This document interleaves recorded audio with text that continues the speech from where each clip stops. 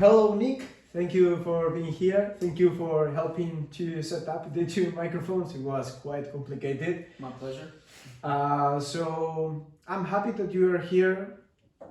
You have a degree in biomedical engineer, strong interest in mental health, well-being, nutrition, and I really like the way you articulate knowledge.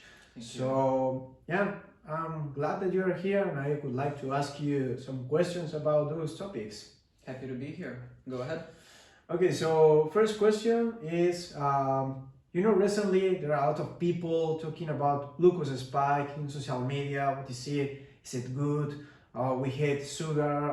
How to control this glucose spike? Oh, be careful with diabetes. So let's start with the question of what is a glucose spike? It's okay. I think I'll start off by saying that glucose spikes are normal and everybody has them. And that is irrelevant of even if you consume a lot of carbohydrates or not, which I'll get to in a second, but having glucose spikes is normal and every person on a daily basis has physiological glucose spikes. Then I want to highlight the difference between sugar and glucose. So you have sugar, table sugar also known, like commonly we refer to table sugar as sugar. That is actually sucrose plus fructose from what I recall. Maybe I'm confusing the two molecules, but basically glucose is the sugar that occurs in the body and the one that's measured as the spike itself that we have. And table sugar contains other molecules of sugar. We have like galactose, we have sucrose, we have fructose, and so on. All these molecules lead to the same effect. So in the end, it doesn't really matter. All these molecules in the body lead to glucose spikes, but fructose can lead to its separate spike or have a spike on its own. But basically, it doesn't matter what kind of sugars you ingest.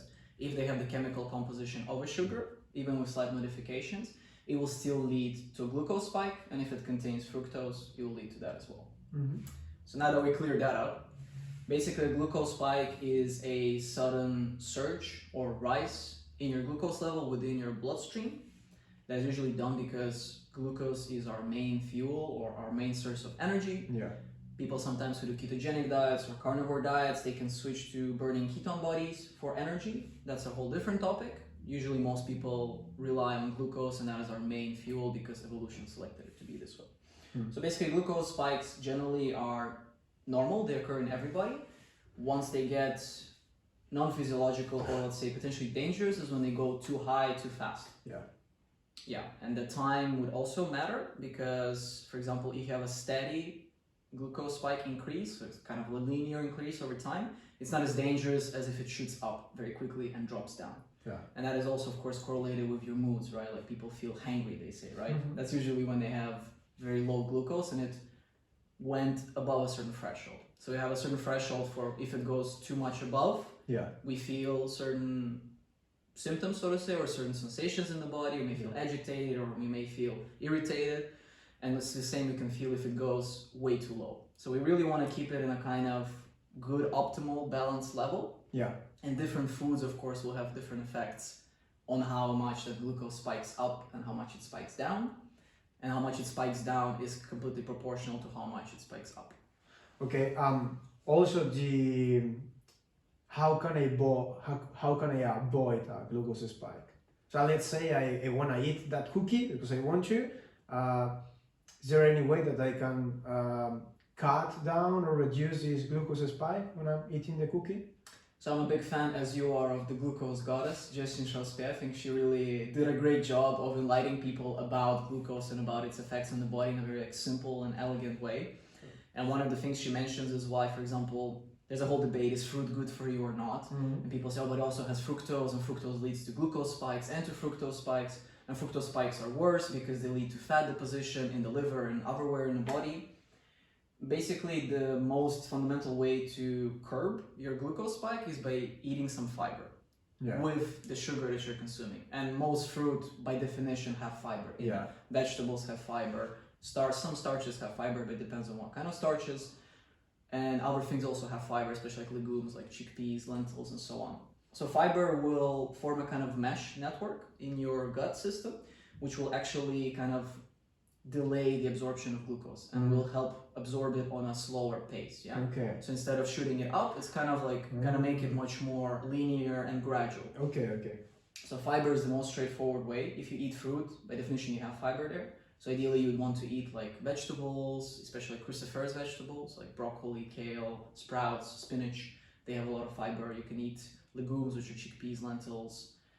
There was another one, but I forgot. So these kind of foods, and any foods that have a lot of fiber, they'll really help, first of all, by curbing this glucose spike, so not making it exponential in a way, but much more gradual. And secondly, it will actually nourish your gut bacteria, because your gut bacteria, which is mostly in your colon, like your big intestine, there's most of the bacteria in there, and they feed mainly on this fiber, because we cannot digest fiber. We cannot digest fiber, we cannot extract nutrients from it. So technically, caloric-wise, it doesn't add to our calories, but it helps our bacteria thrive and live inside our gut. Yeah, and also the good bacteria, because we have different types of bacteria, but just highlight, it's very important for the beneficial bacteria in your gut to have that fiber. Okay, so if I wanna eat the cookie, first I will need to eat the fiber, so let's say broccoli, Exactly. and then second the proteins and fat, right? Yeah, exactly. So you're right. You can eat proteins and fats as well. I mean, broccoli with cookie sounds like an odd combination, but if your goal is to curb the glucose spike, you can do that, or you can eat some, you know, eggs or some kind of like fully protein-based meal. So I would go more for animal type protein. Yeah. Usually plant protein most time contains carbs as well, like tofu, for example. Yeah. Or legumes like chickpeas, they contain a lot of carbs as well. So they will have protein, of course, but only protein sources are mostly found in animal-based products. Yeah. You know. And would you say to eat the carbs the last meal? Or? Yeah. Yeah, exactly. So I don't know exactly how protein itself works in the body to curb the glucose spike. I explain more with fiber because I understand that, but I imagine it also does something to the way glucose is both absorbed and metabolized to again curb the spike so it's not so big. Yeah. Okay, so then I should start with the broccoli, then the avocado, and then the pasta. Perfect. Yeah. And then the cookie. And then the cookie, yeah. Okay. Yeah, I was a bit confused with the carbs. Like, those days I was doing some experiment, like trying to eat first the veggies, second proteins, and the last the carbs. And I wasn't sure if they were the last part optimally, but I felt better. Like I felt more energized after the meal, and I really feel it every meal. Nice. Okay, that's great. So you already feel it in your body that it's different, right? Yeah. Can you feel it also? I can definitely feel when I eat only carbs, I feel like garbage. Like if I eat a bowl of pasta with nothing, I'll feel horrible. And also if like a cookie, you know, if I didn't eat anything and I eat like cookie or croissant, it's always terrible. And I was always eating carbs like kind of intuitively last, like not always, but a lot of the time. And I was never eating them alone. And then I read Jessin Shalspe's book and I was like, oh, okay, now it actually makes sense why this is the case. Yeah. And do you have any other hack from her book that you thought, okay, this is interesting for the way I eat or something? Well, she had a lot of hacks in her book. Some were related to vinegar, some were related to movement. I didn't really implement many of them except for the like eating in the order, like you said. So veggies, then protein, fat, then the other one. Movement was a nice one, which I was doing sometimes less. So basically, what can curb your glucose spike is doing any kind of physical exercise right after eating. Yeah. Also, be careful not to do a very intensive one because you can throw up as well. Yeah. So, you know, keep that in mind. But definitely going for a walk or like some kind of very moderate jogging or some kind of push-ups or stuff like that can definitely help out with curbing the glucose spike. Yeah. A personal hack that worked for me, which is not really from her book, is that I try to eat very high protein, high fat breakfast. So in the morning, I really start off with like eggs, yogurt, dairy, avocados, maybe some raw salmon, stuff like that. So very kind of animal protein heavy meal, but almost zero carbs. Or maybe I'll eat some bread sometimes, like whole wheat bread, whatever that is. Better or not, I don't know. But I try to like stay with high protein, high fat meals in the morning, so I have like more energy. And also, usually, the more protein you have in your meal, more amino acids you can extract, because as we know, proteins are made of amino acids, building blocks of the protein. Different amino acids contribute to a lot of different functions in the body. So you'll also be able to make these famous catecholamines that we know, like dopamine, epinephrine, all of these ones that we need as well. And actually, if you know about serotonin, a lot of people know it's like the feel-good chemical, kind of. It's also a prerequisite for making melatonin. And melatonin is a chemical kind of that's secreted when it's dark outside. So basically when there's no light, our body understands like, oh, it's time to kind of chill out, go to sleep. So it makes melatonin, and we make more melatonin. Well, we first make more serotonin by eating carbs, and that will in the end make more melatonin, and that will help us in a way to sleep better. So that's why I also try to keep carb-heavy meals towards the end of the day, because they'll actually give me that kind of more relaxed state to prepare for bed. Yeah, there is this battle about carbs at the end of the day. Like some people are, no, because you will turn this into fat and it's awful. But then you have like Haberman saying, man, I eat pasta for dinner because then I have a lot of tryptophan and then I convert that into melatonin and then I sleep better. Oh, tryptophan, you're right. Yeah, it was a serotonin. Yeah. Mm-hmm. Yeah, but previously doesn't matter. Yeah. Because I think it's tryptophan, then serotonin, and then melatonin, right? Yeah. In that order? Yeah. Yeah, I think so. Yeah. Have you tried the vinegar hack or not really? Not really, no. No, I have... I mean, I was interested in it, but I kind of didn't get to it, you know? It was just, it didn't pass this point of like getting into a habit, you know? Yeah. For it to actually work out and to keep it in a consistent basis. But you tried?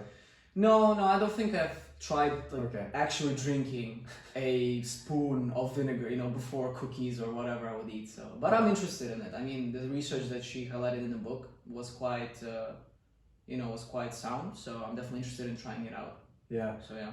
Talking for a bit about biographies because I really like it. I was thinking like, this girl is not the typical scientific disseminator, because these people usually have a PhD and they are from academia. This girl just got a degree in biochemistry.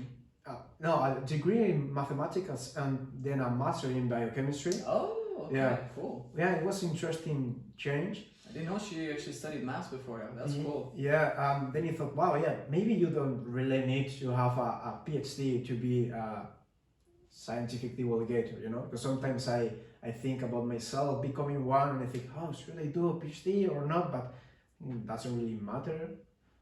Yeah, I think you can be very informed about these topics without having a PhD. Like, there's a bunch of YouTube channels of people that I don't think they even have one biology degree. Yeah. And they talk about, sleep, meditation and stuff. And of course, the rigor of their knowledge compared to someone as a PhD like Andrew Huberman is probably very different. Yeah. But it doesn't mean they can convey a useful message to the people, because not everybody's looking for super intricate details and each hormone and each metabolic pathway related to sleep or to glucose metabolism, you know? Yeah. So sometimes actually somebody who uses like more simple stuff, but also academic knowledge, also literature based, like peer reviewed studies and so on, they can also convey a message. It just depends on the, degree of detail and how rigorous they want to be. Yeah, but finally, I trust someone more if they have a degree, because you can assume certain critical thinking and certain knowledge, right? But yeah, doesn't need to be connected. Yeah. Okay, another thing I'm interested is fasting. So these days, that I'm doing an experiment in fasting for a course, Neurobiology of Nutrition. What do you think about fasting? Do you think it's really good, or is really woo-woo, be careful, doesn't really have that benefits? Well, I think we should really look to our ancestors and realize that when we were hunter-gatherers, we would fast normally for 2, 3, 4 days even. Yeah. We would fast very, very long periods. Like all this traditional Western lifestyle of eating 3 times a day is very non-traditional for us humans. Yeah. Who 200,000 years ago didn't know about any kind of eating 3 times a day. Yeah, you cannot just open the fridge and take something. You need to go and hunt the rabbit, right? Exactly, or find berries, or find whatever nuts, So I think fasting is a very natural process that we humans have gone through, and for a very long period of time. So if you think about industrialization, that happened 19th century, but like the peak of industrialization and when we had so much stuff in supermarkets and people had access to it, mainly happened in the last century, right? Yeah. Like after World War II or maybe a little bit before. Yeah. And given the whole span of human evolution, that is a very, very short time. Super short. To adapt to this kind of surge of availability of food and whenever you want to, right? Like you said, you don't have to go hunt anything, you just go in the store and buy something. Yeah. So I think fasting is very natural, and I think there's a lot of components to it. There's one component which is circadian, Circadian is basically relating to body's rhythms. Our body's naturally programmed to like wake up in the morning, have energy, have certain catecholamines like epinephrine, dopamine secreted. In the night, we have other ones, serotonin, melatonin to kind of come down, go to sleep. And food is a variable or a factor that sets in these rhythms. Like basically, when you start eating in the morning, it also tells your body to wake up. Light is a very common circadian rhythm factor that everybody knows. When you view light, it tends to activate certain systems in the body, for neurons in your eyes and so on. So food has a similar effect. Thereby, I think constantly eating, you constantly set in, firstly, as I said, these circadian rhythms that maybe not all the time is good. And one of the times probably right before bed. You don't want to be stuffing yourself. Not necessarily that your metabolism slows down, because from the research I did, I didn't really find any conclusive evidence that your metabolism slows down when you're asleep. But I do think one thing, when you eat in the night, you raise your core body temperature, because naturally when you metabolize food, you have some heat eliminated just in the process of metabolism. That raises your core body temperature, and that's not really good for sleep. And secondly is the circadian component. So you kind of tell your body, oh, it's time to be awake because I put in food into you, like digested, we're going to do something, but you're going to sleep. So in that sense, fasting is very good because it will kind of separate that. Usually people will choose to do whether they want to eat a bit earlier in the evening and not eat like from 6 to 1 till they go to sleep, or they eat a bit later in the morning. But it will give this time for the body to kind of be in the state of just catabolysis, so where it's kind of digesting stuff and it's metabolizing things for energy, and it will keep it in a rhythm. Like the body will get used to, okay, I'm eating only in these 8 hours, and I know when the food is coming, as opposed to when it's erratic. Once I eat at 10, once I eat at 7, once I eat at 5, and then I don't eat one day, or something. So it's definitely, if we're talking now about intermittent fasting, it's already quite a natural thing, and even fasting for a few days would be also quite natural to the body, and it'll be very good to clear out certain things. People talk about autophagy, which is kind of this process where cells kind of consume themselves, and they kind of just, like the cells that are having some byproducts or some waste products, they'll kind of kill themselves in a way. And that's also good. That usually happens after prolonged fasting. I think it's like 2-3 days at least. I think it's 14 hours, I would say. Yeah, I think it's debated a lot. What I heard is like 2-3 days, and people said, oh no, it's only after 3 days. So I read about it also some time ago. Maybe there's some new research showing something else. But there's a lot of debate about autophagy and when does it kick in. But basically, the more you do it, the higher the chances that it's gonna kick in, and it's gonna, do the things that it's supposed to do. So yeah, I think it's definitely not woo-woo science, and I think there's a lot of articles already stating the benefits. On a long-term basis, how good it is, whether it confers benefits to longevity, it's hard to say. I also haven't read a lot of literature about that. I'll probably imagine so, but yeah, I can't say much because I haven't read anything specific related to fasting and longevity.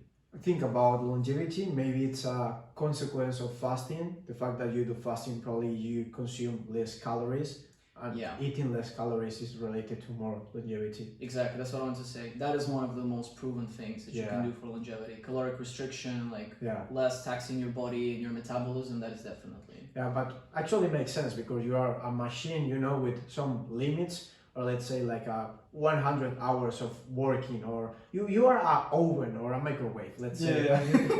And you can only warm food for a certain amount of hours. So if you are putting more food and more food and more food, you will kill your microwave faster, right? Exactly. Yeah. Today I was preparing a presentation for tomorrow about the fasting, and I was reading this Hippocrates, this Greek guy from 2,100 years ago, that was recommending fasting for people as medicine. And I thought, wow, it's crazy. And also Muslims do this Ramadan, one month of fasting. Catholics do as well. They also have like seasonal or monthly periods of fasting. Catholics, Orthodox people, so. Also in Buddhism, because when I was in Thailand, we did fasting, like intermittent fasting, for all the days I was there. It's quite interesting that, sometimes I discuss this with the guy you met, Jorge, because He is a really Catholic practitioner. He really believes in God, and I sometimes like to discuss with him like, so all this tradition, maybe they figure it out, the things we need to do, but we didn't believe them.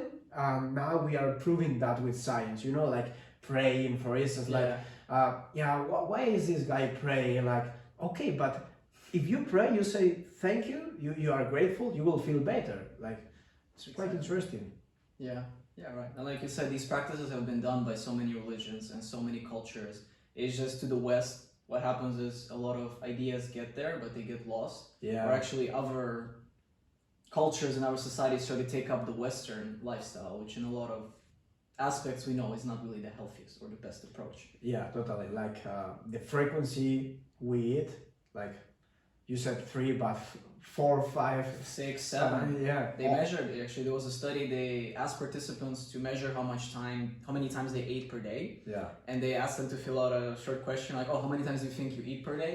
And they're like, oh yeah, 3, 4. It ended up being 9, 10, 11. Yeah. Like, it was crazy the amounts of times they actually went for Snickers or ate a banana or ate something else. Yeah. Like, the frequency is insane. Like, so 3 times that's quite okay, but 5, 6, 7, 8, 9, it can be much more. Yeah, I totally agree, because those days I am measuring my caloric intake and scanning the foods that I'm eating for the experiment. I've never done that. Like, I did that about 6 years ago, and I actually realized that I eat so much more times during the day than I thought. Like, I see, wow, this is the 6th time why I'm eating this snack, you know? And I thought for myself, like, I eat quite healthy, that's true, but also you eat a lot of snacks, you know, like some cookies, like fruits or chocolate, like dark chocolate. But yeah, wow. Okay, so connecting this to longevity,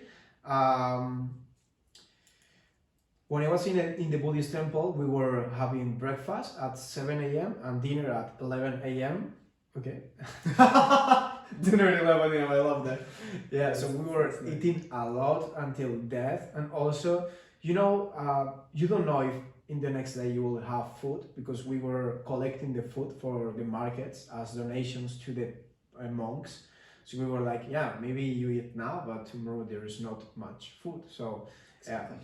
So I was thinking, wow, these are exactly the times that, or the hours that Brian Johnson is using to have breakfast and dinner. So to explain a bit to the audience, Brian Johnson is this millionaire that eats a lot in social media right now, that he's spending $2 million to reverse aging and to be, I don't know, immortal maybe, like he's saying crazy things. Hopefully. But yeah, maybe he probably expands his life expectancy, or it's a world record, right, for epigenetic that's true. age. Basically, there's like a measure for, I think it was DNA methylation. So DNA can be methylated. The methyl group is like a chemical group very often seen in biological systems, and you can measure based on this test like the age kind of a person, the biological age, by seeing how much methylation on the DNA molecules there is in the body. Yeah, it's one of the most reliable measures of aging. So far, I think he has in 7 months, he reversed his aging in 5.3 years or something like that. That's crazy. Yeah, that's actually a record Guinness. Also, I think I like a lot that he's measuring many biomarkers. I don't know how many, but more. All of his organs. Yeah. He's measuring all of his organs, and he has like basically a decision for every organ and what's appropriate for it. Yeah, so I think that's pretty good, and we will learn a lot. Even though it's n equal 1, but you know, he's the most measured human in the world. Yeah. So I think it was really interesting to see that this guy that has so many researchers working for him, you know, all these biomarkers, they tell him, okay, you need to have lunch, breakfast at 7 or something like that, and then dinner, lunch at 11 as late, you know? So he eats in a window of 4 hours. And then he does fasting for 20 hours. Quite difficult. Yeah, it's also quite interesting that he was very unhealthy before he started all of this blueprint thing. Like, he didn't come from a super healthy lifestyle. He said he was overworked. He was quite like not in shape compared to how he's now, like 9% body fat or 10% body fat. He looks shredded as hell. Yeah. So he was coming from a place of not being healthy, not having good routines. So I think it's also a big inspiration for people like, yeah, of course, not everybody has $2 million to give to a researcher, but he also very eloquently, I think, says, like, you don't need all of this. You know, you can take a lot of the practices I do, like exercise in the morning, view red light, eat certain foods, eat in a certain time window. Like, you don't need a lot of money for that. It's just practices that you can incorporate with the things you have, right? Yeah. And you don't need to eat all the 100 pills that he's taking, you know, consume the 100 pills. So you can just take out stuff that you want, you know, because I think people get very overwhelmed. And I understand why, if you're coming from like a very unhealthy background and having a very unhealthy lifestyle. Yeah. It's kind of hard to do anything. But the key is to start with something, right? Like, let's say you don't exercise at all, just start with once times a week, half an hour. Just start walking more. If you don't eat very healthy, just start with some veggies in some meals in between. You know, you don't need to like take on everything all of a sudden, because then of course it's too much. Yeah, so many habits, but then it's incredible that you start doing one of those habits and then you feel something. So it's like you're working and working. Like, okay, now I change and I reduce this glucose spike up to 75% by changing the order of my meals. Yeah. And then I see the sun when I go out in the morning. So I think it's a really good approach, and we have so many knowledge to try to do those. Yeah, exactly. Have you heard that this guy is doing right now gene therapy? What is gene therapy? Like editing your genes with CRISPR-Cas9. Oh shit, he's doing CRISPR-Cas9 on his genes? I guess, I mean, he was doing gene therapy. I didn't read the method, but probably it's CRISPR-Cas.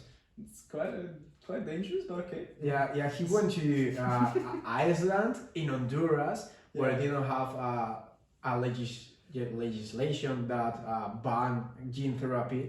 He's going there for gene therapy.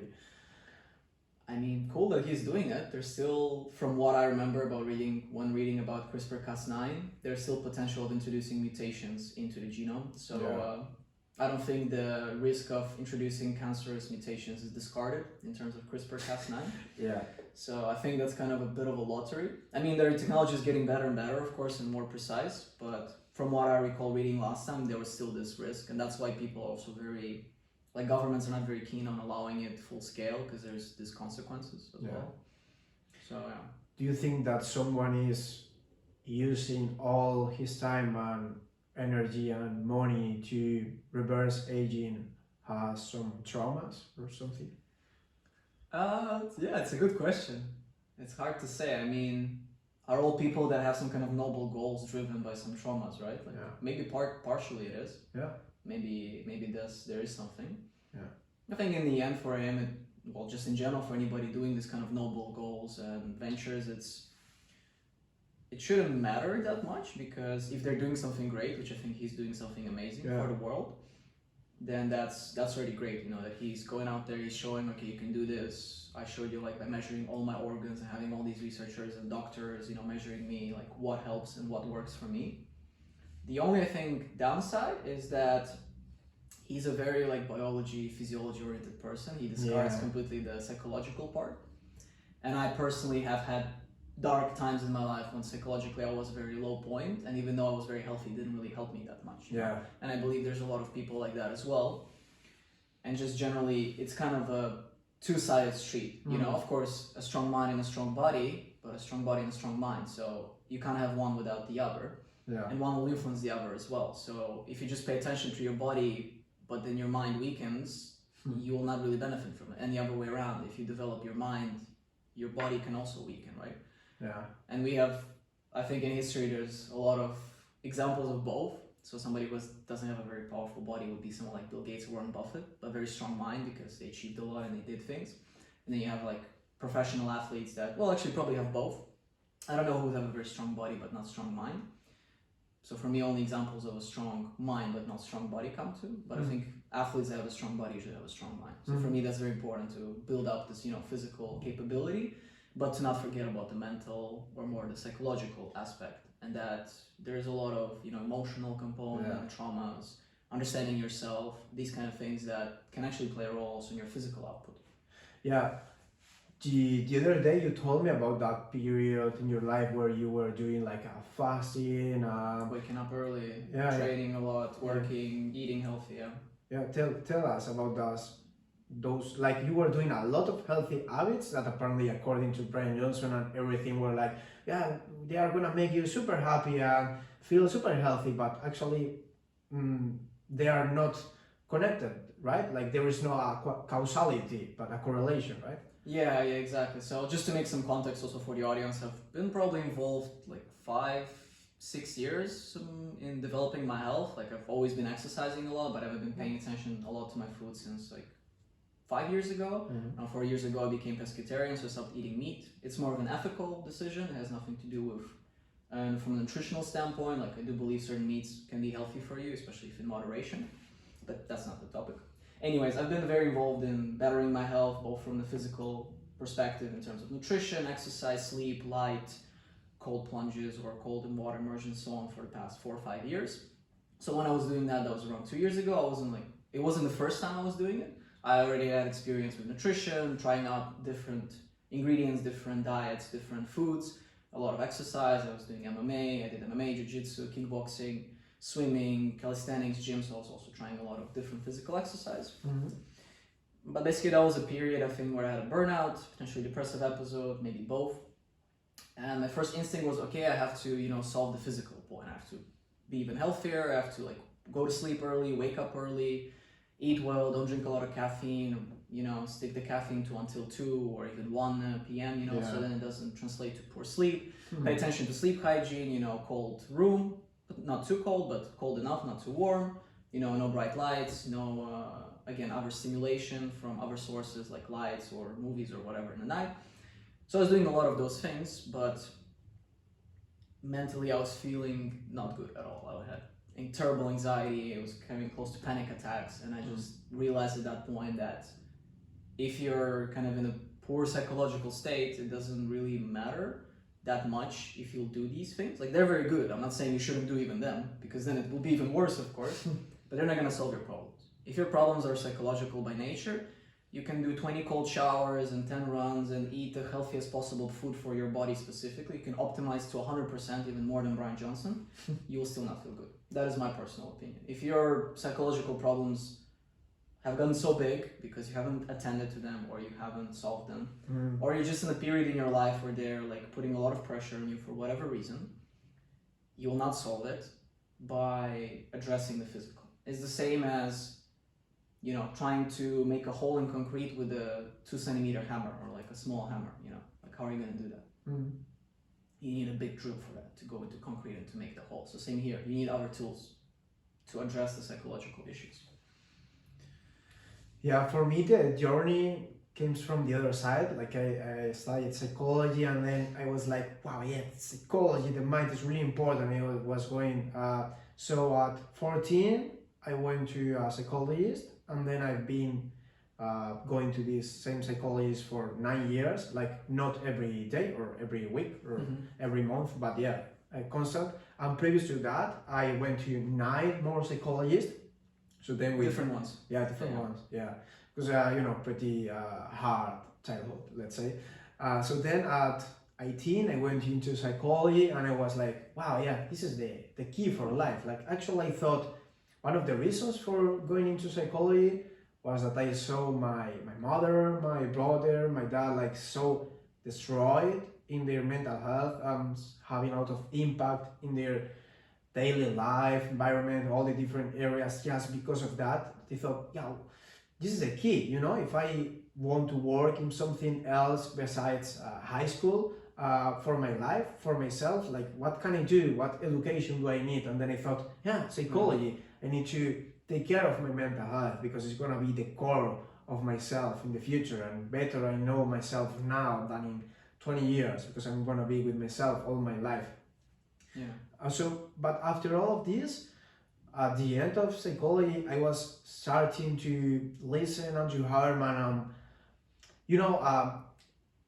When during COVID, I was sleeping during the day and being awake during the night for several months. So I disrupt completely my circadian rhythms, and I started feeling so sad, physically sad. I was also studying depression in those days, and I thought, wow, I'm close to diagnosis, And you can attest that, because you know what the diagnosis means and what are the symptoms. Yeah, so obviously you cannot diagnose yourself. Yeah, of course. But I diagnosed. I was pretty close, and yeah, in those days I realized, wow, yeah, it's not only important about the psychology, but also the habits. But there are so many habits that you can do, right? And then after the years, I start also going into this, yeah, not only doing meditation, but also doing breathing exercise, or more, yeah, seeing the daylight during the morning, drinking Yeah. caffeine. Caffeine uh, containing beverages, yeah. yeah, as late as 2 p.m. or something, and then I start having better sleep, and then suddenly my mental health improves. So I think both sides are critical and really important. I wanted to highlight one thing that you mentioned because you said you felt physically that you were depressed. So you kind of highlight the two, for me at least, the two different things where you can feel certain states, right? You can feel them in your body and when you can feel them in your mind, yeah? Is that what you meant? Like that you felt in your body that Yeah. you felt depressed, like inside your body. Not Yeah. rather that you had like very negative thoughts, which are usually, let's say, associated with depression. Yeah. But your body felt like it's completely taxed and has Yeah. no energy to do anything, yeah? Yeah. Yeah. Yeah. I mean, yeah. No, because it's interesting. I think a lot of people, like people are very different in the way they perceive things. And for example, I'm also a very body person. Like I feel anxiety in my body. I know exactly where it is. A lot of the times kind of my belly or somewhere close to the heart. But I can pinpoint where the sensations arise. But some people are more like, oh, like I have thoughts or something in my head, occurs. So I think we have also different ways of describing these emotions, sensations that we have in the body and where we have them. Like some people, like you say, oh, I felt it in my body. But some people just be more about their mind or how they feel it in their head or based on their thoughts or be very, cognitive about it, rather than feeling it in the body. Yeah. Yeah, for me, I think it's a combination. Depends on the thing or the day, but yeah, now that you mentioned, maybe lately or recently, I feel more physical. Like, yeah, the anxiety is more localized. I don't know if because I'm more aware where it is. Could be. I don't know. Could be. No. But you came from the other side, from having very like strong, let's say, mental fortitude and psychological balance, and then the physical part being a bit less. Yeah, and recently I'm just, like starting to take care about the order of the meals, or like obviously I care before, because I was fighting in kickboxing when I was 17, so I learned some small tips about nutrition that helped me, like when you need to eat things, or the balance between everything. But yeah, then digging into this the nutrition thing, like the other day I was listening about omega-3 and omega-6, like your brain is 60% of fat, so you better eat enough fat, right? Yep. And Definitely. and the society is always like, yeah, don't eat fat, but I mean, we need it. There is a lot of controversy in nutrition, especially. Don't you think so? Yeah, it's a very big problem. I think it's such a it becomes to be a topic like religion and politics, to be honest. Especially when you have people that are very dogmatic about whatever diet they have, like, oh, carnivore helped me lose weight and cure my depression, oh, vegan helped me do this. Yes, it helped you, not somebody else. It helps other people as well. Yeah. It doesn't mean it's gonna work for somebody else. I mean, I'm predominantly vegetarian. I do eat, of course, fish as well, but predominantly my meals are vegetarian, and I think that's what works for me. And I think people should try out what works for them and experiment with how food affects them, because you don't need to be a scientist or to research nutrition to see that a lot of these different tribes eat different foods because they have different availability of foods. Certain tribes are much more carnivore based because they have a lot of animals surrounding them and they hunt for these animals. Yeah. Other tribes are maybe more berries, nuts, plants based because that's what they have in their surrounding. I think the key factor here, and what is present in all, let's say, healthy diets or diets that are recommended to people, let's say good diets, is the lack of processed foods. We have fast foods, processed foods that are come like chips, these chocolates that are high in fat, high in sugar, lack of trans fats, so lack of these hydrogenated oils, usually plant-based oils like canola oil, flaxseed oil, and so on, and lack of high sugar-based foods. These are usually like the three classes, and high sugar-based foods are usually part also of the processed foods, but if you want specific ones, it's high sugar foods, trans fats, and processed foods in general. Like these are usually absent in all diets that are, let's say, healthy or that have helped people in becoming healthier, losing weight, maybe even curing or helping with certain symptoms of a certain disease. But we see that different diets work for different people, right? So there's no unifying explanation, like even in physics we assume, oh, everything came from a big bang, from a small condensed, one particle that was very dense and then the universe came. There's no one diet that is known to be healthy for everyone and work for everyone. Yeah. We have so many of them, right? Paleo, Mediterranean, keto, carnivore, vegetarian, vegan, whatever. It's so many of them. And it's like some work for some people and some don't. So it's just about, in my opinion, it's about experimenting and seeing what works for you and what foods your body accepts, because that will differ. And what you're ready to sacrifice, right? Because for some people, food is a pleasure. They really like certain foods and they don't want to give up on them, right? So it's also about what are you ready to give up on. Like I know some friends, they'll never give up on meat just because they like it so much. For me, it's not really a problem. Yeah. So you gotta ask yourself, what are you ready to give up and what foods work for you? And that's done just by testing, There's no other way to know what works for you except for testing it out. And of course, there's known foods that will probably be good for you, and they will be good for you, but maybe even certain of these foods will cause some kind of reactions in your body. Maybe you have small allergic reactions to certain healthy foods that once you eat them, you feel, okay, I feel weird, or I feel strange, or I get pimples on my skin, for example, or I feel bloated, or whatever, my stool is not working as well. So kind of listen to your body, I think. Yeah. Really listen to your body and try to experiment, see what foods work, see what foods don't, and then find your own diet, because everybody's going to be different. Our genome is the same, but we can constantly basically modify the expression of our genes, which means, let's say, we all have the gene for insulin. Insulin is this hormone that basically shuttles in glucose when it's in the bloodstream. It also prevents high rate glucose spikes, and then it's a key factor in diabetes. Anyhow, we all have this gene, but the level at which we express the gene, which then makes insulin, is different between people. And it would depend on environmental factors. Basically, outside factors can influence the expression of the gene for insulin, which will influence the amount of insulin you have in your body. So the number of molecules of insulin you'll have in your body, and that will affect how well it deals with glucose in the bloodstream. And that expands to all genes, not only to insulin, it expands to everything. So you can modify, especially with food, because that is one of the most main environmental factors that can affect basically the expression of your genes. Wow, yeah, it was really interesting. I was super immersed. So to summarize, based on what you eat, you can change the expression of your genes and how you metabolize proteins. Let's say, for instance. For instance, yeah, any function that a gene does, by changing an expression, you'll modify the function and basically how well it performs in that instant in time, right? Because let's say more insulin is better if you have a lot of glucose, but if you don't have a lot of glucose and you secrete a lot of insulin, you don't need that. Yeah. And that can, again, yes, be modified, like you said, by food and by other environmental factors. But food is a very big one. Yeah, so when did you start being a fish vegetarian? So it started right as COVID actually began in the Netherlands. So that was, I think, 2019, February. So it's been... No, 2020.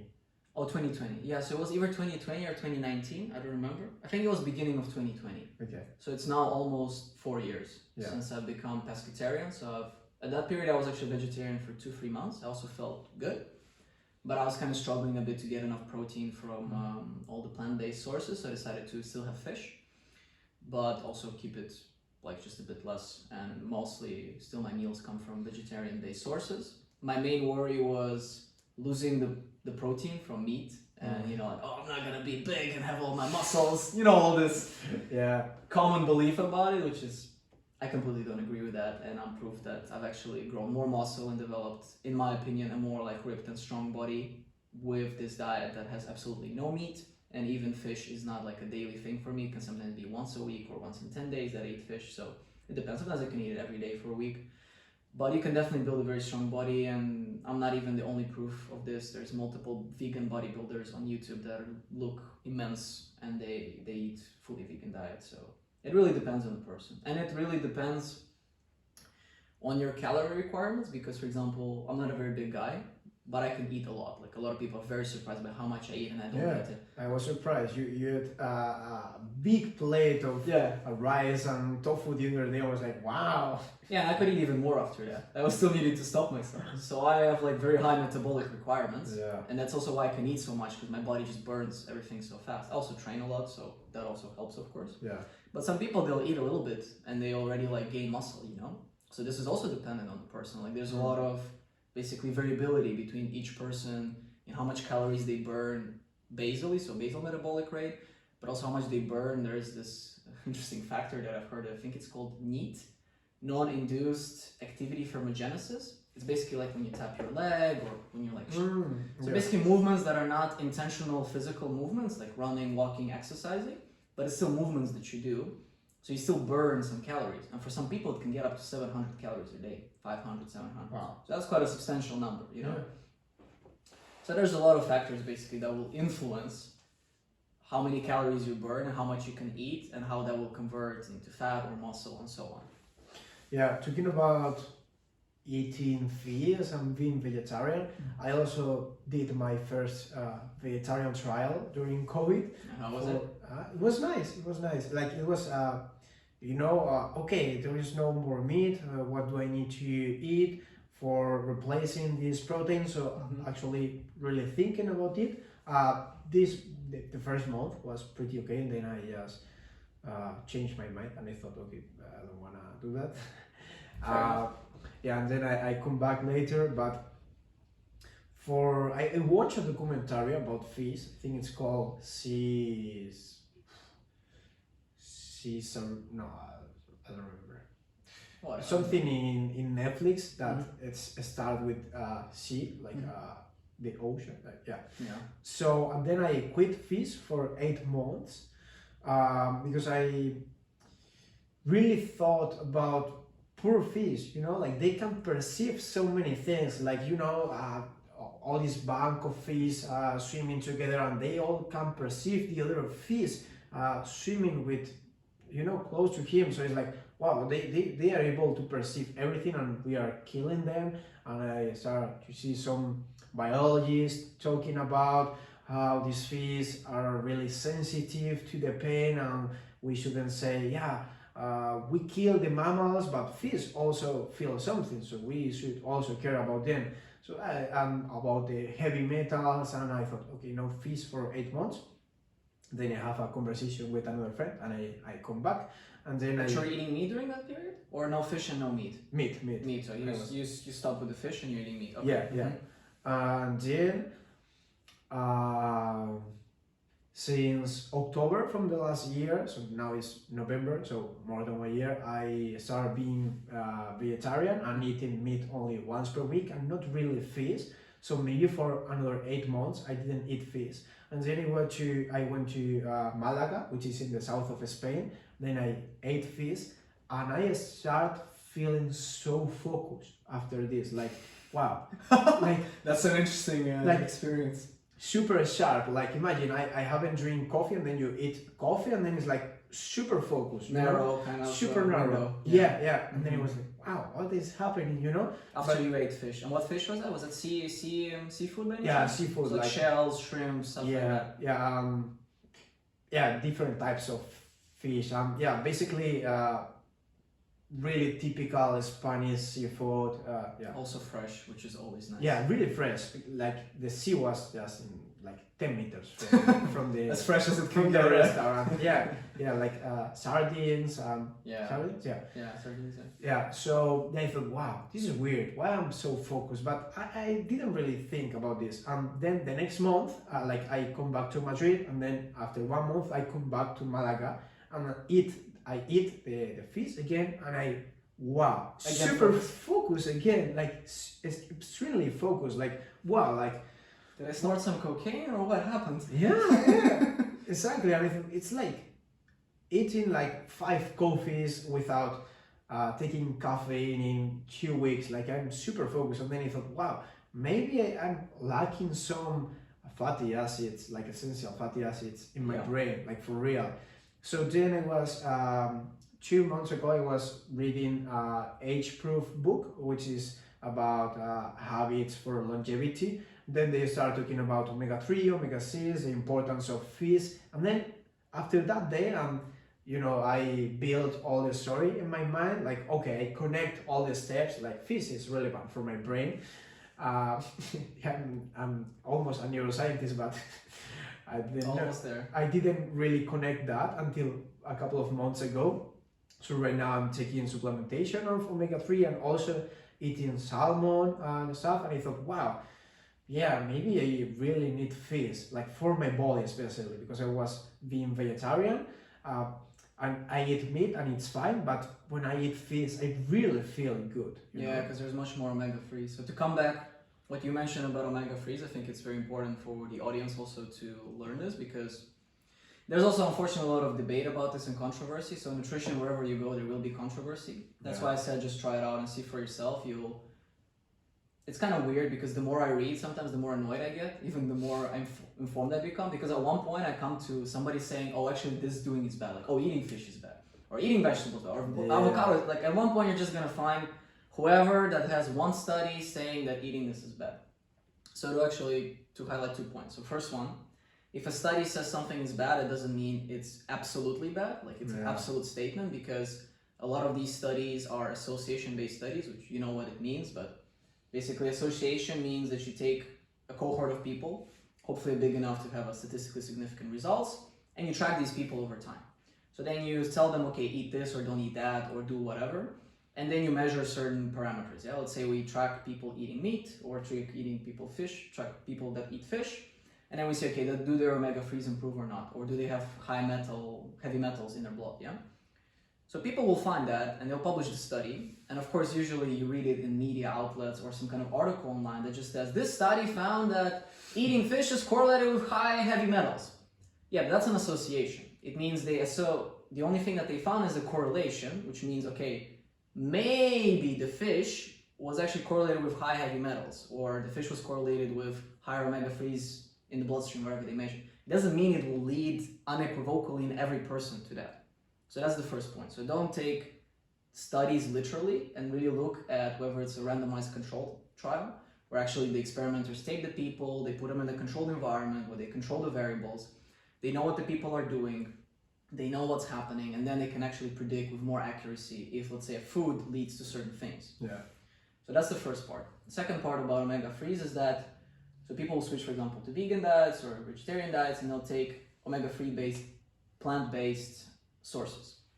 The problem with them is that they have a less bioavailable form of omega-3. Bioavailability basically means how well your body converts a certain compound into the active form that it can use. So omega-3s are certain fatty acids that I don't remember all the names of.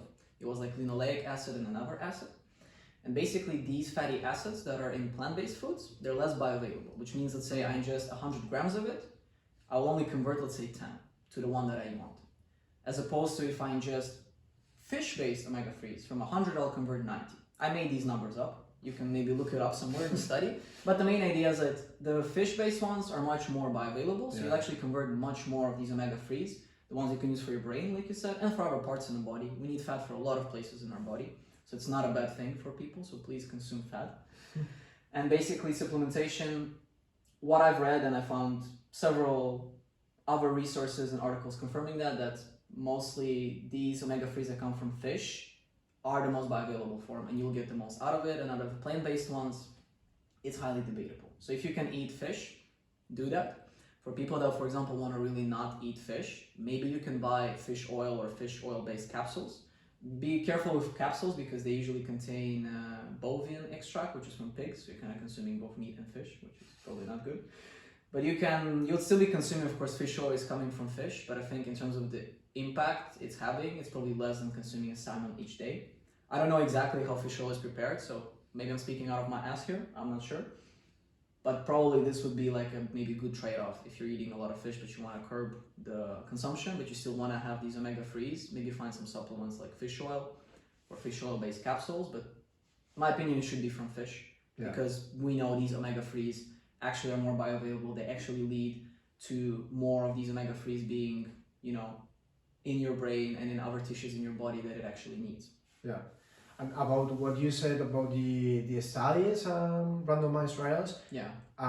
that's totally true, but maybe even better to read a systematic review or meta-analysis Or that. where Yeah. they combine like, I don't know, 10, hopefully, Hopefully, yeah. more than 10, but yeah, or 100 studies. So they, maybe you have one study in, I don't know, in Spain where people is doing vegetarian diet and their mood is being better after the vegetarian diet. But then you have another sample doing the same in the Netherlands and then their mood is worse. Why is that? You know, so Yeah, exactly. if you combine 100 papers of these characteristics, maybe you have more factors and then you can reduce and take the factor that you want and explore the relationships. So yeah, exactly. And like you said, if you do it only in Spain, or maybe there's something particular in Spain, maybe like there's more sun and there's the sea, people are just happier. And then you do it in 3 other countries and there's no effect, right? yeah. So there's a lot of factors to take into account, exactly. So like, and don't even look at one study, exactly. That's a great point. So look at more studies, systematic reviews, and really look at the methodology. You know, there's a lot of very flawed studies which just take people, tell them, okay, eat certain things. I think these were mostly done like in the past, these longitudinal cohort studies. There's a lot of talk about that.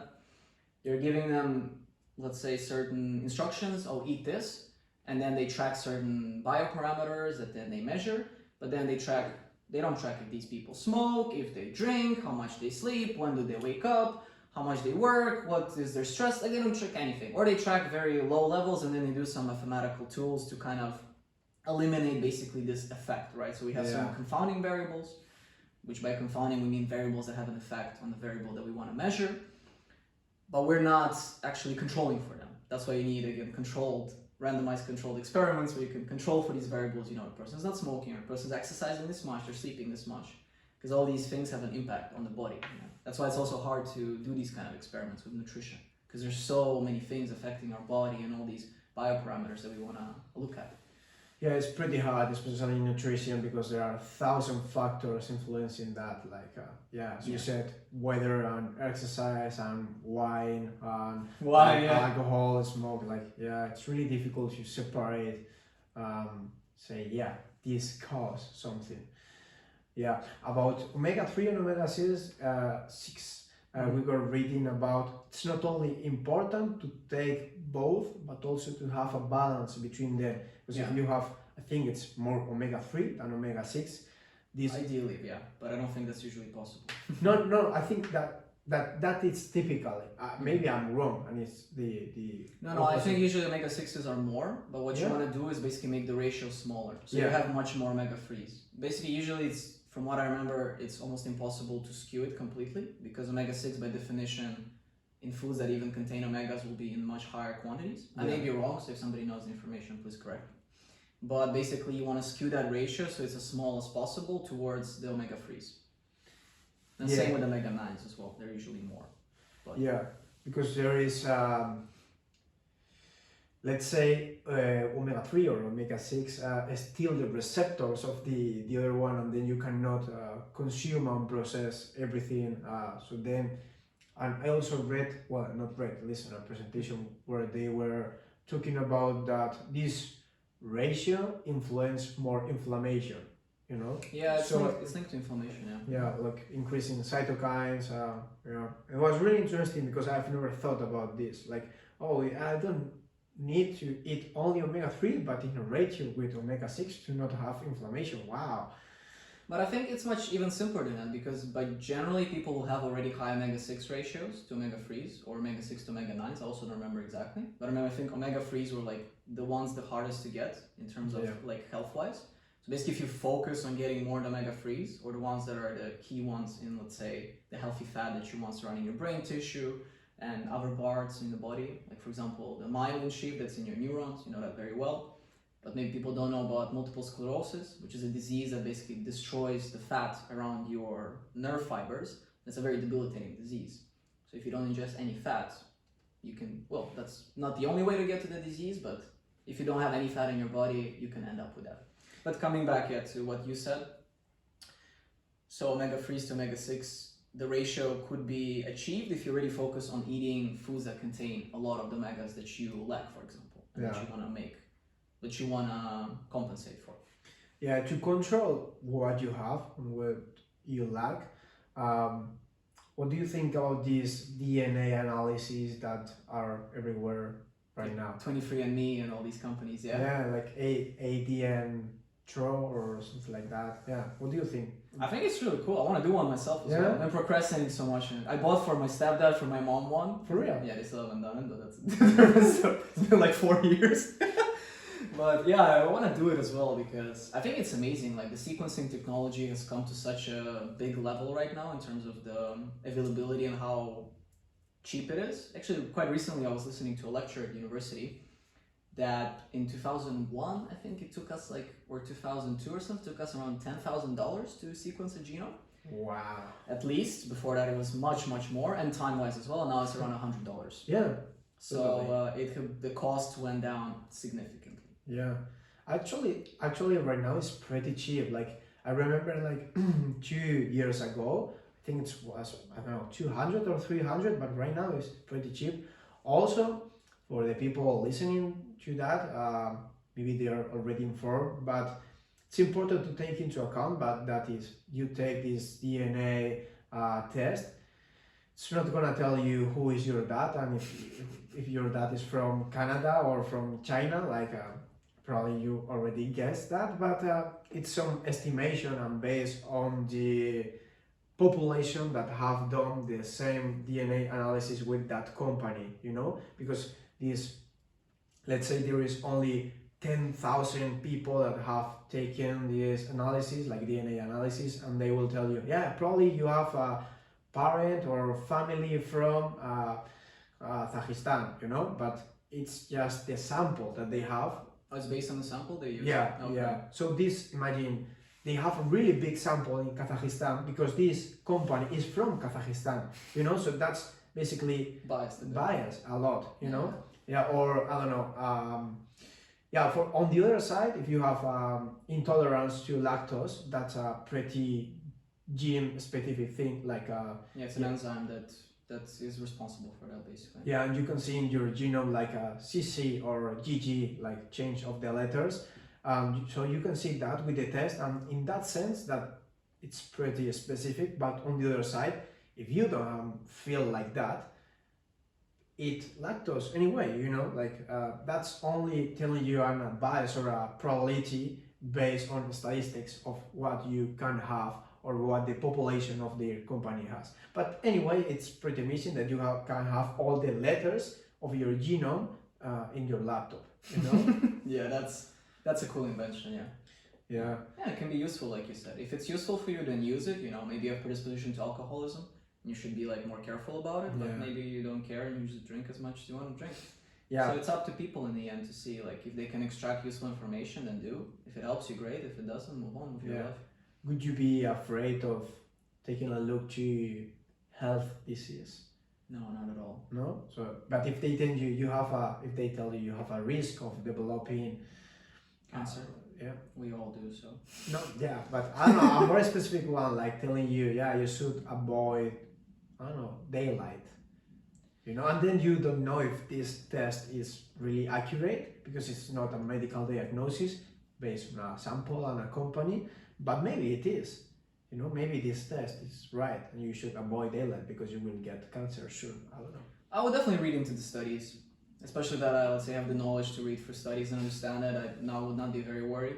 Even if I read about something, let's say this test says whatever, there's actually this disease is called xeromatosa pigmentosus or something. Basically, it's you're lacking a certain DNA repair mechanism that can repair bases. Bases are basically the DNA nucleotides, like the 4 letters we have, A, G, C, T. So some of these bases get damaged by ultraviolet light. We know that staring at the sunlight is bad, and don't look at it directly, of course. And also sunlight has UV light, which can cause mutations, which basically means certain bases get altered chemically or physically. So certain people, they don't have a certain DNA repair system, which has certain enzymes. And these enzymes are responsible for basically repairing the bases or the DNA letters that got modified due to this UV light incoming in the skin. So they get burned very, very easily. So actually that is a true example. But it's quite interesting. And I think that's one of the diseases you can't really fix except for genetic engineering or something. But we run into other problems. So I would definitely like go online and read about it and find articles and inform myself. For people that, let's say, don't have a biology degree or the biological knowledge, you raise a good point that it may scare you, but I think you can always go to a specialist like a doctor you trust and ask for it. yeah, ask the doctor what do they think, you know, if the company gave that, and especially like you said, if it's based on samples. I don't know exactly how it works on like the sequencing for these companies and how they determine whether you have, you know, certain predispositions or not. But you can always go talk to a doctor about it, especially a doctor that you trust or people that are within the field, you know, biology, biomedical sciences, and see for yourself. So I don't think it wouldn't be a big issue for me. Yeah. So are you thinking about buying one? Yeah, definitely in the future. It's just not really a priority right now. Okay. But in the future, I'll definitely do it. Like, I feel overall quite good in terms of my health, so I Yeah. don't like need it that much. But I'm interested just for myself. Like, I want to have, you know, my genome sequenced and just see what are certain predispositions and so on. Like, I'm not interested in the heritage that I have. I don't really care about that. I'm more just interested really in the like, is there any like you said, point mutations for certain enzymes or some like predispositions that they found, you know, to certain things. So I'd be interested to look into that. Yeah, following this topic of gene therapy, so that made me think about Brian Johnson, and then I ask you, I ask you, if Brian Johnson suggests you to do the blueprint protocol with him, which is like basically doing all these, I mean, you know, for the audience, all these habits that reverse your aging, but you need to eat in a window of 4 hours and you need to go to bed at 8, 9, so you cannot go for drinks and socialize and eat, you cannot eat drinks, obviously, and you need to have red light in the morning, all these habits, would you do it? I definitely could do it. I just don't think I would want to. No, I'm asking you if you want to. Oh, no, definitely not. No. Okay. Not on a long-term basis. Yeah. No, I mean, I didn't have something as extreme as Brian Johnson, but I was very, very rigorous with myself in a period of 3 months where I would go to sleep every day around 9, 10. I wake up 5:30 myself, and I didn't have like work or anything. I was just doing yoga and doing cold showers. I had like 10,000 lux lamps, you know, that I actually didn't know were 10,000 lux. There. Oh, here it is. We should turn it off though, because it's already too late. But yeah, I was basically having a very rigorous routine in terms of exercise, cold showers, waking up at the same time, going to sleep at the same time, no like shows, no bright lights. I also had red lights in the evening to avoid all the blue light exposure, any bright light. So I was very pedantic about that, and I followed it for a long time. I actually felt really good during that time. Then I fell into the depressive episode, which was quite funny. But I did this kind of rigorous, like off and on periods, which were sometimes quite long, 2, 3 months, 4 months. There were periods when it wasn't 5, but I was waking up at 6 for like half a year, you know, and still exercise, eat healthy, intermittent fasting for 9 months or so. At that point, I was even like very caloric restriction as well. Like it happened that I wanted to do intermittent fasting, but it resulted in caloric restriction as well. And I lost a lot of weight. I was like 61 kilos or 62. So I was I was already quite skinny, you know, so I didn't like that. But yeah, I think there's a time and place for everything. Like you should have some kind of routine that works for you. Like structure, I think, is very important because naturally all systems in this universe, including us humans, revert to chaos. And chaos is, you know, shit lying around in your room everywhere, missing deadlines, not remembering stuff if you don't write it down. So just general chaos, like whatever comes to mind. If we don't have structure in our lives, it's very hard to control this chaos, right? If you don't have some kind of way that a step-by-step thing that you follow in the morning or in the night, then it's very easy for you to start randomly doing things, right? And if you start randomly doing things, you just listen to your mind and to your body, which is sometimes giving you, like, say, wrong signals, right? Yeah. In the end, I also say listen to your body, but if you ate a full meal and then your body's telling you eat another meal, then probably you shouldn't listen and you should see why that is happening, right? Yeah. So it's like listening to your body depends also on the context in which you are, right? Like a person who is obese and has type 2 diabetes, unfortunately his body is giving him signals that will make him more obese and more unhealthy. So it's a whole different subject, of course. But basically, I think it depends on the person. If you like this kind of rigorous lifestyle of, you know, giving up on everything and just having, you know, this structure, which will have a lot of benefits, of course, on your health, on your productivity, and so on, do that. For me, I want to balance. Like, I live a structured life, and I try to have certain routines that I'll always keep, and have certain amount of exercise that I want to have per week, certain foods that I'll always eat, and I'll like never allow myself to eat a lot of fast food or a lot of, you know, sugar or whatever snacks. but I want to also enjoy life and go out, have a drink, or go to a party and don't care about bright light at 9 in the evening, at some point. Yeah. So I'll try to have structure and have routines that keep my body and mind healthy, but also just let go and live life. Yeah, but you wouldn't try this strict protocol for longevity. No, I wouldn't do it in long term. Yeah. Like I would do it maybe for a while, just let's say, I don't know, if I feel for some reason I need like a detox, whatever that means. Like 1 month or something. Yeah, exactly. Exactly, like an experiment, for myself. But I wouldn't do it long term. Yeah. I think there's a fine balance between being healthy and enjoying life, and I think we can all achieve that. Yeah, I agree. The other day, Brian Johnson recorded with Stephen Bartlett, The Diary of a CEO. Oh yeah, I love that podcast. Then Brian Johnson bring a girl, because this girl is doing the blueprint protocol, and then Stephen asked them like, "How are you doing with this protocol?" And Brian was like, "Yeah, I've never been happier in my life. This is amazing, as always." And then this girl was like, "Well, I don't know, it's quite difficult, it's quite hard." Stephen was asking, "Brian, so what about the social life?" I'm doing great. I'm having talks with my child before going to bed. This girl was like, "Oh, I don't know, I miss the social life. Really difficult." Made me think like, yeah, exactly. These two persons, like you are a social person and you want to be a structure, but there is a certain limit that you like, and you need to find that balance, because you don't want to be Brian Johnson. Like, pretty hard to be. Yeah, and also let's keep in mind that he has the possibility to sustain this lifestyle. Like all the things that he does take a lot of time, and people who need to get to work and to do other stuff, it's like literally not feasible for them unless they wake up at 4 or something or 3, which is again will cause detriment to your sleep. Yeah. So we need to like keep things in context. It's one thing being where Brian Johnson is and having the resources he has and the time he has, because he can probably structure his day the way he wants to. So he did it this way because he can do that. For some people, that's not feasible, because only his exercise routine is, I think, like 2 hours. And the red light therapy and waking up and eating the stuff and drinking the Green Giant, or whatever. No, Green Giant was the smoothie. Drinking the thing where he puts all the powders. So people really need to take into context their life and their schedules and what they can do, and realize that even if you do all of these things, like I mentioned before, if there's psychological issues or other things making you unhappy, this will not solve your problems magically, If your problems are completely not related to your body, if you're physically unhealthy, definitely take a look at that and try to see what you can do.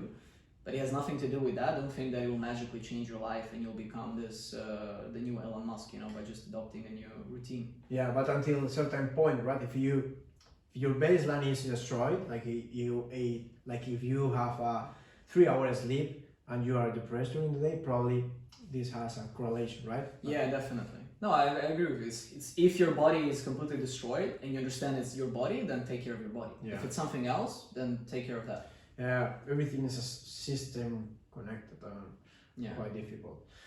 Okay, another topic that I wanted to discuss is psychedelics. Amazing. Okay, so why don't I start? Yeah, what are psychedelics for you? It's a really big topic. Yeah, it is. And it's a very interesting one as well, as I've had a lot of interest in these compounds myself. And now it's a bit less, but overall, so psychedelics, I think they've had a lot of different names in the beginning when they were being used, and also researched quite a lot, because in the past they were legal and they were actually researched quite a bit. There's a whole history why they went illegal, so we can maybe talk about that some other time. But basically they first had the name of psychosis-inducing drugs. So because people saw this as a psychotic-inducing drug, because people experience psychotic type symptoms, so delusions, visual hallucinations, and so on, which are all obvious symptoms of psychosis. Afterwards, they changed it to the word psychedelic, which comes from a Greek word that basically means mind revealing. So it changed to the way the psychedelics help you reveal your mind for what it is, or for what is truly inside. And I think that's a much more beautiful name and kind of very accurate, to be honest. You can probably agree with that. So yeah, that's what psychedelics are. They are different. That's kind of the name or the definition of it.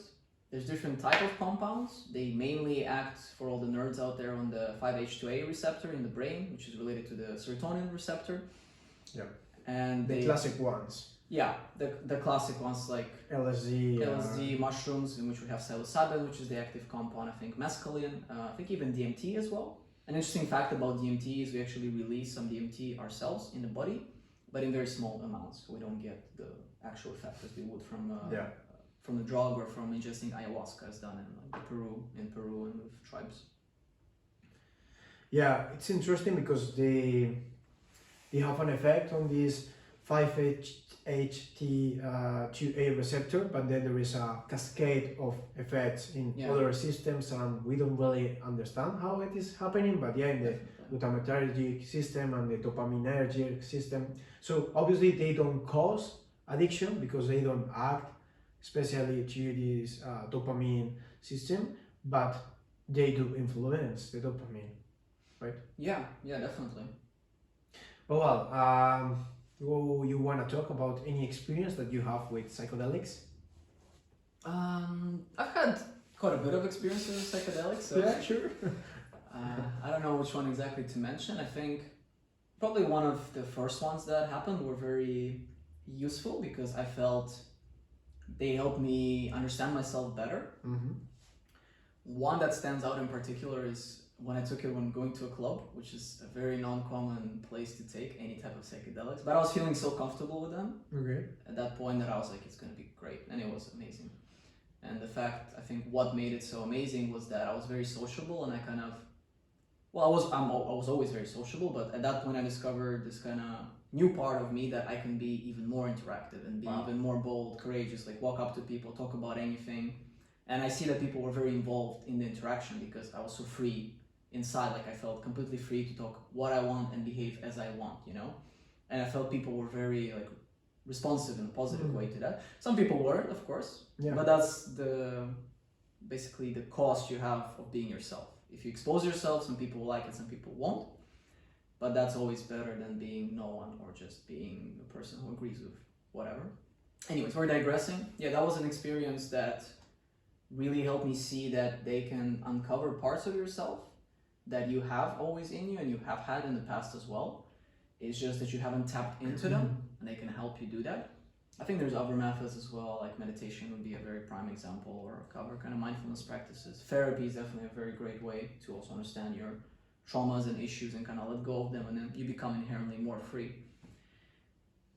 But there's also a limit to it, and I think people should be aware of potential dangers and that this is not really, oh, I take shrooms or I take LSD and then I'll uncover my best self and I'll just be the person I want to. That's a very narrow-minded perspective, I think. So it can definitely help people, and it did help people. It's used also in the treatment of depression, OCD, PTSD, and so on. And some people see a lot of success, and it's very inspirational. There's this very nice documentary, maybe you saw it, with Michael Pollan. Like, he made this documentary, first wrote a book about psychedelics, and then there's a documentary on Netflix with like 3-4 episodes about psilocybin, mescaline, LSD, and MDMA.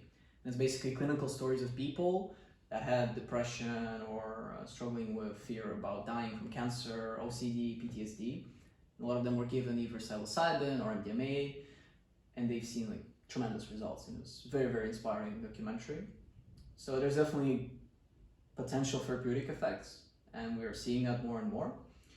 But also there's some people I know would get very enthusiastic about it, and they'll be like, oh yeah, you know, this is just like a tool to get better and to know your mind and to kind of optimize yourself in a certain way. So I think there's also danger to that. Like, it's not a recreational drug, definitely, like psychedelics in general, not recreational drugs. And they do pose some dangers as well, you know. So setting is very important that people pay attention to, and that they do it in a safe environment with people that they know, people that they trust and they feel comfortable with, so they don't go into bad trips. Yeah, totally. I discussed this in Spanish in my Instagram account and this TikTok, because I record a couple of videos about the effects of psychedelics when I was doing an essay about the potential therapeutic effects of psychedelics in depression treatment.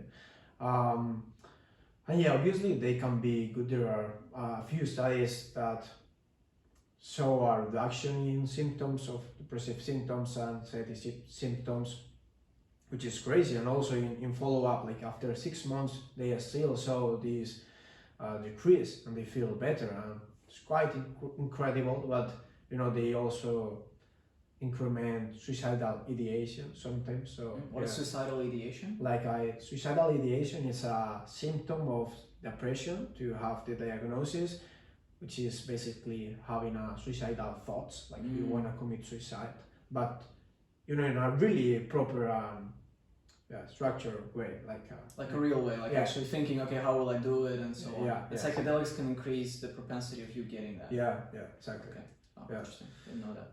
Yeah, but there is a lot of factors. Like you cannot say maybe it was a sample, but maybe it was the psychedelics, right? Or for instance, right now, like here in the Netherlands, like mushrooms are not legal, truffles are legal, even though they have the same compound. But whatever, it's because in Amsterdam, so many tourists commit suicide after consuming mushrooms. So they thought, okay, no more mushrooms here as in Amsterdam. Yeah, which is kind of weird. And I imagine those people probably had predispositions to some mental disorders. I'm in no way saying like everybody should take mushrooms or psychedelics, but I'm more saying people who have predisposition to psychosis, schizophrenia should definitely not be taking any psychedelics, because that will exacerbate their illness very, very much. So totally, I agree. Yeah, predisposition, it's an important factor, but maybe you don't know, right? But yeah, definitely if your father has schizophrenia, don't take mushrooms. Right. Yeah, probably better to be careful. Yeah, but yeah, there are like I told you that I want you to go to a psychedelic lab in Australia or here in the Europe, but actually it didn't work out. But yeah, it's a really interesting topic. Would you say, or do you think that maybe this is becoming a new legalized drug for treatment? Because I think in Australia it's becoming legal, like to give mushrooms or truffles, psilocybin to someone. What do you think? Yeah, I think psychedelics had an unfortunate journey, and probably people are realizing now that basically I'll go a bit in history to explain why it's an unfortunate journey. So a lot of the research was done in Harvard, and a lot of people know about Timothy Leary. He's like a very famous proponent of psychedelics. So I don't know the full story of it, but from what I remember, Timothy Leary was a very vocal person. He was also a teacher, he was actually a psychologist at Harvard, and he was using psychedelics, but he was doing it in a very, let's say, irresponsible way, which actually forced the university to shut down research, and then the governments got more kind of interested because of the things that were going on in the world and the very large propensity of people to use psychedelics. We all know these hippie ways of people going out and protesting very good ideas about peace and about why do we need these wars. And of course, then this research, which was done a bit in a responsible way, kind of led to the banning of these drugs. And a lot of other factors influenced as well. But afterwards, people were still interested in researching them because they already saw these very powerful effects, like you said, on depression, on PTSD, on OCD, and so on. So they saw these powerful effects, so they started researching it again. And there was a lot of researchers doing it underground, not legally completely. And they're just finding people that were ready to come to their kind of underground lab or office that they have, kind of like a therapist or psychiatrist office, and the people would give them there in a controlled environment, psilocybin or DMT or whatnot, and study, see if it improves their symptoms and so on. And slowly you start hearing about John Hopkins research, you start hearing about other medical centers or other research facilities researching it. And now I think MDMA is already, legal or pretty much legal in the US for treatment of PTSD and other potential mental disorders. I may be wrong, but I know it's either very close or it's already legal. Okay. And I'm assuming that in other places it will become legal as well, like you said, or at least in the more progressive countries that more easily adopt, let's say, certain new legislation relating drugs and their usage for therapeutic treatments. And I think why not, right? If it really helps people. And I've seen some really powerful stories, especially with MDMA and PTSD in that documentary of war veterans coming back and saying they can't sleep, they have these flashbacks, they get into these panic states, they can't have a functional life basically, and then take MDMA and it really helps them, And it's very different from, popping Molly or taking MDMA at a party just for fun. And it's a very different story when it's a specialist, it's a controlled dose, it's in a controlled environment, you work with the therapist or with the psychiatrist to help also kind of the psychological aspect of the trauma or of the, let's say, source of your disorder or source of your mental problem. So why not, really, if it helps people and if it's for the better? I think it's definitely a good thing to do, because it's not really going to increase the likelihood of people taking it, right? Like we see in the Netherlands that weed is legal, cannabis is legal. Does it really lead to more Dutch people smoking? I don't think so. They get used to it, and it's like, oh, just coffee shop, you know. So nobody cares anymore, and those that want to smoke will always smoke. So I see only benefits from implementation of these kind of drugs, especially for therapeutic purposes. But also in some cases, some of them even being legalized, it provides a framework for the government to first tax it and make money from it, and secondly control it. And by controlling it, you do two things. You ensure that it doesn't have toxicity in it, which is a lot of problems with certain drugs that you buy from drug dealers. You don't know what's the purity, what other compounds in there, who they bought, how much of it is in there, and so on. It can be too much or it can be too little. Too much is usually much more dangerous. And secondly, provides a way for the government to tax it, make money from it, regulate it, and also it eliminates stigma, right? So as long as it's legal, people are, well, okay, yeah, if it's legal or it's fine, you know, we don't stigmatize people, which is also really important, right? Because when you start stigmatizing people and they get into a situation where they took a lot of drugs or something happened and they need medical attention, for example, in a country like mine from Moldova, you really don't want to be in a situation where you feel bad and you tell the doctors it's because of drugs, because they will call the police and you'll have very serious problems, as opposed to the Netherlands where it's much chiller in terms of that, right? So again, I'm not advocating for using drugs, but I'm just saying if you get to that point that you are using drugs and you get in a complicated medical situation when you don't have stigma and both the medical people and police is okay and there's no, let's say, repercussions, legal repercussions, it's much better because the people can actually get the help they need and be fine. Just wind up not being, not overdosing or something else. Yeah, and definitely doing research is always good, right? Of course. So, about banning mushrooms, I think almost everything should be allowed in research because you need to try it to then figure it out if you can use it or want to use it with people. Yeah. So I think more countries should allow doing mushrooms like in their labs to see if it works because as we discussed, it may really help with the symptoms. What are the underlying mechanisms? Like, no fucking idea. No one's had. Like, how can this help you with the symptoms? Like, I don't know. Like, of course, you can say, and then this default mode network is activating or deactivating, and then you are firing in these neurons of serotonin, and then this is like a airport, and then it's sending more airplanes to places that you don't usually go, so opening new places. Okay, but what is actually going on? Like, no one knows, right? I don't know. Do you know anything interesting about the underlying mechanism that you want to share? Or no, definitely not. I also know what you said about default mode network, that it gets suppressed, right, when you're under psychedelics. So that one is related to consciousness, perception of self a lot. So your perception of self, from what I remember, changes a lot on psychedelics. So you perceive the world very differently and yourself, and that leads to all these kind of discoveries, about yourself, about the world, hidden traits, and so on. Yeah, that made me feel. Do you know Anil Seth? He's a neuroscientist from UK that study a lot consciousness. So he has this idea of reality is a controlled hallucination. So this glass is probably here or not here, but we see it in one way and we have the same controlled hallucination, but because we are the same species and we are not under drugs as far as I know, but maybe another person under the psychedelic effects or another animal see this glass in another way, because we perceive reality and we interpret reality, but we don't see reality, what is reality. So I think it was a really cool concept. But it's basically the whole idea of materialism against idealism, right? So is this world completely physical, built of atoms, molecules that are just there, irrespective of the observer?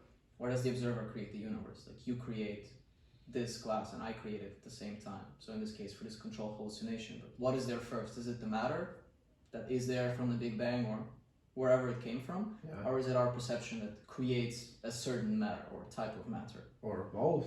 Like, or both. You have the matter and then I interpret the matter, right? It can be like that as well, yeah.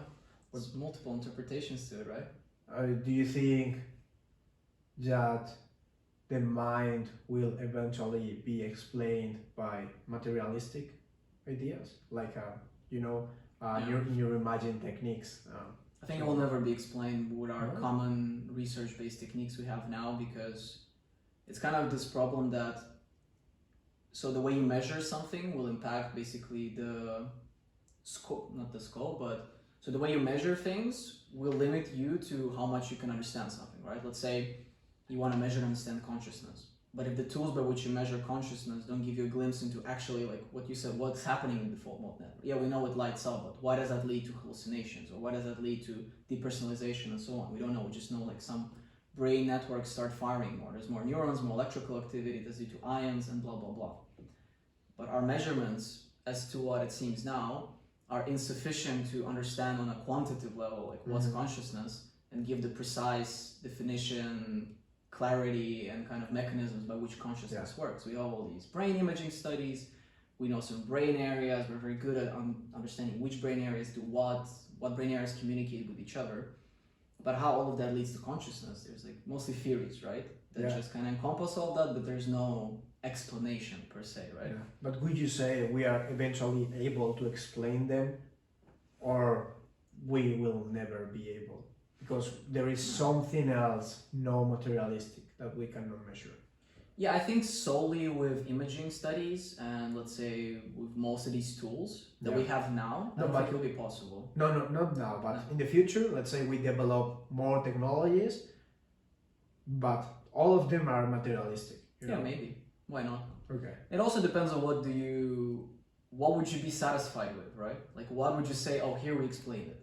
Like what would be the, basically the set point where, oh, now consciousness is explained, right? So it also depends on the set point, right? So maybe we reach a certain set point of, okay, now it's explained, but then we have more questions. Okay, but actually we don't understand this. So then we need other tools.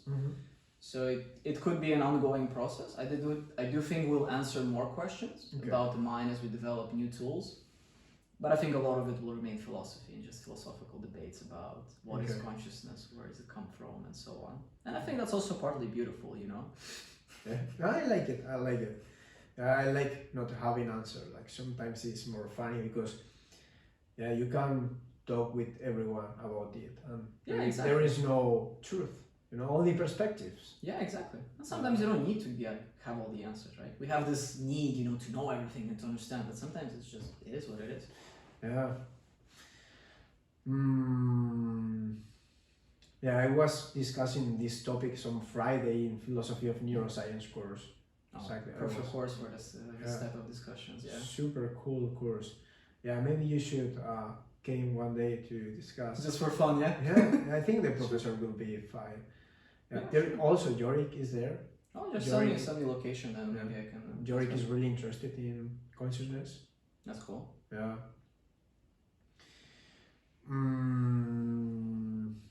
Anything else about consciousness or psychedelics?